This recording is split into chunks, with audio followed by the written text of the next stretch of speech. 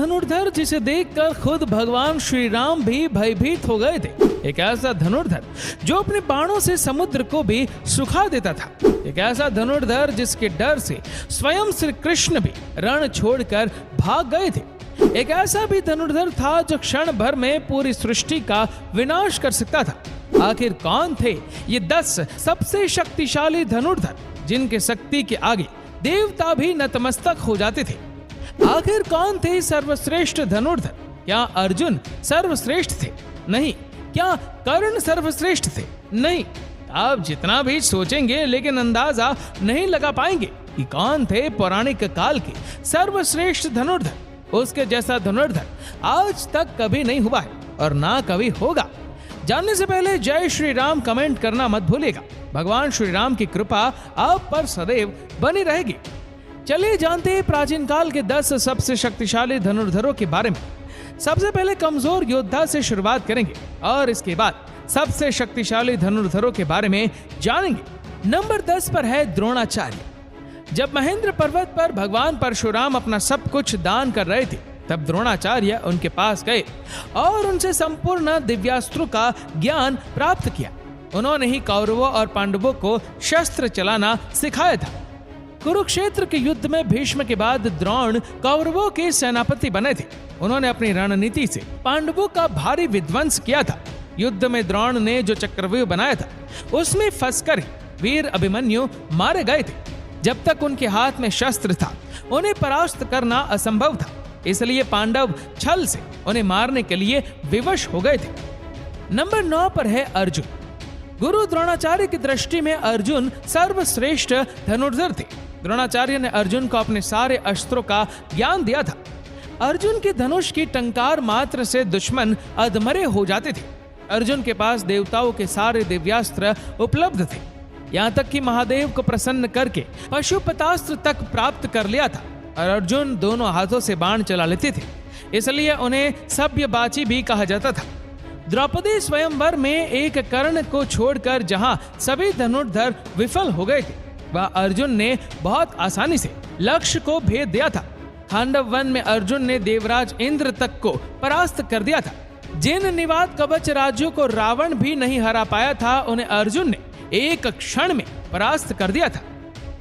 Number 8 पर है भीष्म पितामह। भीष्म देवी गंगा के पुत्र थे। उनके गुरु स्वयं परशुराम जी थे। एक बार तो अपने गुरु परशुराम के साथ ही पितामह भीष्म का एक भयानक युद्ध हुआ था। युद्ध में भीष्म और परशुराम जी एक दूसरे पर महाविनाशकारी अस्त्र चला रहे थे, लेकिन इस युद्ध का कोई परिणाम नहीं निकल रहा था। आखिर में इस युद्ध को रोकने के लिए देवताओं को आना पड़ा था। जब कुरुक्षेत्र का युद्ध शुरू हुआ था तब पितामह भीष्म कौरवों के प्रथम सेनापति बने थे। भीष्म की बहनों के आगे पांडव पक्ष का कोई भी योद्धा टिक नहीं पाया। भगवान श्री कृष्ण ने इस युद्ध में शस्त्र न उठाने का प्रण लिया था, लेकिन भीष्म ने अपने पराक्रम से श्री कृष्ण को अपनी प्रतिज्ञा तोड़कर शस्त्र उठाने के लिए विवश कर दिया था। भीष्म को नियमानुसार युद्ध करके परास्त करना असंभव था, इसीलिए इसे शिखंडी को सामने रखकर अर्जुन ने भीष्म को सरसैया पर सुला दिया था। नंबर 7 पर है एकलव्य। एकलव्य महाभारत काल के एक श्रेष्ठ धनुर्धर थे। जब द्रोण के पास एकलव्य शिक्षा के लिए गए थे तब द्रोण ने उन्हें शिक्षा देने के लिए इनकार कर दिया था। इसके बाद गुरु द्रोण को अपना गुरु मानकर एकलव्य ने वन में धनुर्विद्या का अभ्यास करना शुरू कर दिया था। जब कौरवों और पांडवों में से किसी को भी शब्द भेदी बाण चलाना नहीं आता था, तब एकलव्य ने अपने अभ्यास से ही शब्द भेदी बाण चलाना सीख लिया था। उनके धनुर्विद्या को देखकर अर्जुन को भी लगने लगा था कि एकलव्य सर्वश्रेष्ठ धनुर्धर थे। लेकिन एक समय गुरु दक्षिणा के नाम पर गुरु द्रोणाचार्य ने एकलव्य का अंगूठा कटवा दिया था। इसके बाद अंगूठे के बिना ही एकलव्य बाण चलाना सीख गए थे।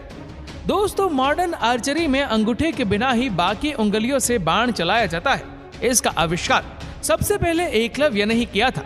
एकलव्य इतने शक्तिशाली थे कि भगवान श्री कृष्ण को एकलव्य का वध करना पड़ा था। एकलव्य के बारे में भगवान श्री कृष्ण ने स्वयं कहा था कि अगर एकलव्य का अंगूठा ना कटा होता तो एकलव्य दूसरा परशुराम बनकर जंगल में घूमता रहता। तब दानव, राजस, नाग, देवता कोई भी उनको परास्त नहीं कर पाते। कोई मनुष्य उसके सामने तो खड़ा भी नहीं हो पाता। भगवान श्री कृष्ण ने जिस धनुर्धर की तुलना भगवान परशुराम से की हो, वो कितना शक्तिशाली हो सकता है, आप खुद ही सोच सकते हैं। नंबर 6 पर है बर्बरीक। बर्बरीक घटोत्कच के पुत्र थे। उनके पास ऐसे 3 बाण थे जिसके सहारे वो पल भर में कुरुक्षेत्र के युद्ध को खत्म कर सकते थे। बर्बरीक के 3 बाण के बारे में जानकर भगवान श्री कृष्ण भी चिंतित हो गए थे, जिसके कारण उन्होंने दान में बर्बरीक का शीश मांग लिया था। इसके बाद से खाटू श्याम के नाम से इस धरती पर बर्बरीक की पूजा होती है। नंबर 5 पर है मेघनाद। रावण के पुत्र मेघनाद महावीर थे। अपने पराक्रम से उसने देवताओं को परास्त करके इंद्रदेव को बंदी बना लिया था। इसके बाद उसका नाम इंद्रजीत हो गया। उसके पास ब्रह्मास्त्र, वैष्णवास्त्र और पशुपतास्त्र, इन तीनों वस्त्रों का ज्ञान था। लक्ष्मण से युद्ध के दौरान उसने लक्ष्मण जी पर ब्रह्मास्त्र, वैष्णवास्त्र और पशुपतास्त्र चलाया था। लक्ष्मण जी के सामने ब्रह्मास्त्र निस्तेज हो गया था। वैष्णवास्त्र और पशुपतास्त्र लक्ष्मण जी को प्रणाम करके लौट गया था, लेकिन युद्ध के दौरान एक समय उसने लक्ष्मण जी को मूर्छित कर दिया था और आगे युद्ध में नागपास्त्र से श्री राम और लक्ष्मण जी को जकड़ लिया था। मेघनाद ही रामायण काल का एकमात्र योद्धा है जिसे अति महारथी भी कहा गया है। नंबर 4 पर है कर्ण। सूर्यपुत्र कर्ण महाभारत काल के एक ऐसे योद्धा थे जिसके पास ऐसे दिव्य कवच और कुंडल थे जिसे किसी भी अस्त्र से भेदा नहीं जा सकता था। इसलिए युद्ध से पहले देवराज इंद्र ने छल से कर्ण का कवच और कुंडल छीन लिया था। लेकिन कवच और कुंडल के बिना ही कर्ण महाशक्तिशाली थे और अंतिम युद्ध में जब कर्ण और अर्जुन का आमना सामना हुआ था तब कर्ण ने 11 बार अर्जुन के गांडीव धनुष के प्रत्यष्चा को काट डाला था। अर्जुन के ब्रह्मास्त्र को कर्ण ने साधारण बाणों से ही काट डाला था। इस युद्ध के दौरान कर्ण ने अपने सर्प बार से अर्जुन को लगभग मार ही डाला था। अगर भगवान श्री कृष्ण अर्जुन की रक्षा ना करते तो अर्जुन कर्ण के हाथों जरूर मारे जाते। जब तक कर्ण के हाथ में शस्त्र था तब तक कर्ण को किसी तरह से परास्त नहीं किया जा सकता था। इसलिए जब कर्ण निशस्त्र थे तब अर्जुन को छल से कर्ण का वध करना पड़ा था। नंबर 3 पर है लक्ष्मण जी।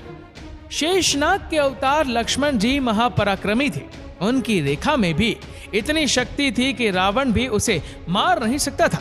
शास्त्रों के अनुसार वह एक श्रेष्ठ धनुर्धर थे। रावण के महाबलशाली पुत्र इंद्र को परास्त करने वाले इंद्रजीत का वध वही कर सकते थे जिसने 14 वर्ष तक सोया नहीं हो, जिसने 14 वर्ष तक किसी स्त्री का मुख ना देखा हो, जिसने 14 वर्ष तक भोजन ना किया हो, और वो कोई और नहीं था, केवल लक्ष्मण जी थे और उन्होंने ही मेघनाद का वध भी किया था। रावण के शक्तिशाली पुत्र अधिकाई का भी वध लक्ष्मण जी ने ही किया था। युद्ध के दौरान एक बार लक्ष्मण जी ने रावण को भी मूर्छित कर दिया था। नंबर 2 पर है भगवान श्री राम। भगवान श्री राम भगवान विष्णु के अवतार, मर्यादा पुरुषोत्तम महावीर श्री राम की शक्ति का कोई अंत नहीं था। स्वयंवर में जब शिव धनुष की प्रत्यंचा चढ़ाने गए थे तब उनकी शक्ति से शिव धनुष टूट गया था। ऐसा कहा जाता है कि कोई अस्त्र नहीं था जो श्री राम के पास नहीं था। जब समुद्र ने लंका जाने के लिए श्री राम को मार्ग नहीं दिया तब उन्होंने अपने बाणों से ही समुद्र को सुखाने का विचार किया। श्री राम को धनुष पर बाण का संधान करता देख समुद्र भयभीत होकर उनके सामने प्रकट हो गया था। श्री राम ने अपने बाणों से रावण और कुंभकर्ण जैसे न जाने कितने राक्षसों को यमलोक भेज दिया था। नंबर 1 पर है देवों के देव महादेव। संपूर्ण ब्रह्मांड और धनुर्वेद की सृष्टि महादेव से ही हुआ है। वो ही इस सृष्टि की शुरुआत है और वो ही इसका अंत है। उनकी शक्ति अनंत है और वो पल भर में किसी का भी विनाश कर सकते हैं। इसलिए वो ही सर्वश्रेष्ठ धनुर्धर है। अगर आप महादेव के सच्चे भक्त हैं तो हर हर महादेव कमेंट करना बिल्कुल भी मत भूलिएगा। भगवान भोलेनाथ की कृपा आपके घर परिवार पर सदैव बनी रहेगी। आपके अनुसार सर्वश्रेष्ठ धनुर्धर कौन थे? कमेंट करके जरूर बताएगा। और अगर आपको वीडियो अच्छा लगा हो तो इस वीडियो को लाइक करेगा, शेयर करेगा ज्यादा से ज्यादा लोगों तक, और ऐसे ही और भी स्पिरिचुअल वीडियोस के लिए सब्सक्राइब करें हमारे यूट्यूब चैनल को।